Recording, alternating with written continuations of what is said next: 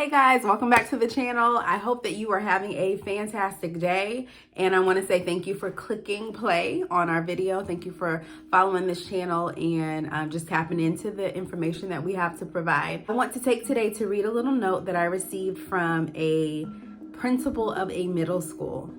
I think that it's thoughtful. I think it's definitely relevant. I think the information can speak to your heart.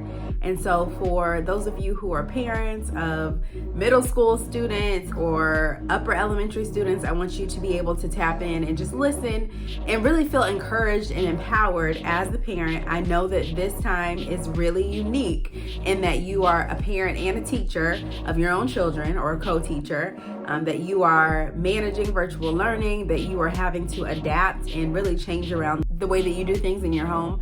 But it's for a reason. It certainly is to shed a light on what your children need in terms of education, their social, emotional health and development. And so what you're doing matters, and this message I feel like can speak to your heart and can give you some encouragement and also some next steps. All right, so I'm gonna read. From my heart to your ears. Is online learning hard for some? Absolutely, no disputing that. However, learning requires structure, a schedule. School provides a schedule. Unfortunately, due to the pandemic, the schools aren't able to provide the structure that most students are missing. Teachers are available virtually for their students, and honestly, they are putting in more hours than they normally would if we were in person. So, I'd like to publicly say to the teachers, thank you. Parents, we need your help with a few things, and together we can get through this difficult time that most of us have never had to endure. Make sure your scholar is up for class. It would help for them to get into the routine of getting up and getting dressed as if they are going into the building. Make sure the learning device is charged. That's a good one, because I know me. I have to purchase more chargers, keep them around, make sure they stay plugged in so that my devices are fully charged. If you don't have reliable Wi-Fi, contact your school for assistance with getting a hotspot.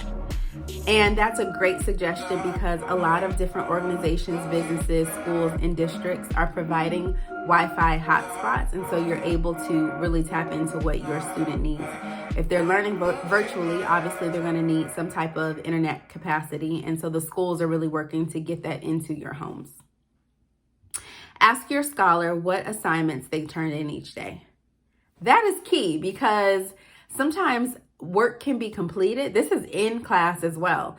Work can be completed, but if it is not properly submitted, the teacher is not able to see, grade, and then give the credit for that assignment. So check in with your students. Have your scholars schedule time with their teachers on Wednesdays to get additional help. So some districts have a day of the week where they're not going in or where virtual learning is a little bit lighter, and so they're able to pay attention and receive help, additional learning from their teachers. So they might have like office hours or a scheduled time for some kind of tutoring and an opportunity for them to ask questions. Parents, we aren't asking you to teach your children, but we need your help in providing those structures, routines, and setting expectations. The teachers will handle the rest. I know it may be challenging, but just think of the life skills they are learning: organization, self-advocacy, and most importantly, doing something really hard even when you don't want to. Your child will follow your lead. Know that we all have the same end goal, and during this time, it's going to take everyone working together. Communication is key. If you don't understand something, please ask questions. Complaining doesn't solve anything. Is everything perfect? Absolutely not. But we're doing our very best, the very best that we can in this pandemic. We can and we will get through this together. Sincerely, public school administrator, former classroom teacher, and parent. And I think that's so key because there are a lot of people that are in education that also have the experience as a parent. They have the experience maybe as an administrator or a support person for teachers. And so you want to really tap in.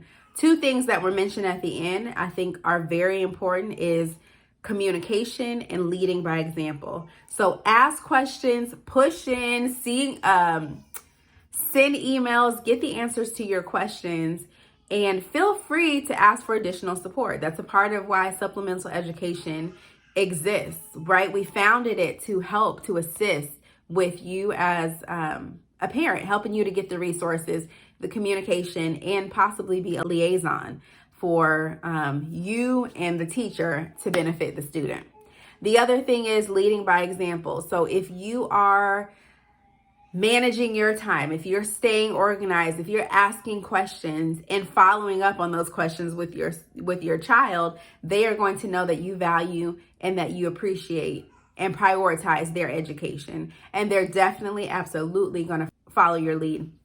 If you need any help with this, if you need tips, if you think that a couple of tutoring sessions, I recommend a minimum of 4 sessions, please head over to www.sup-ed.com.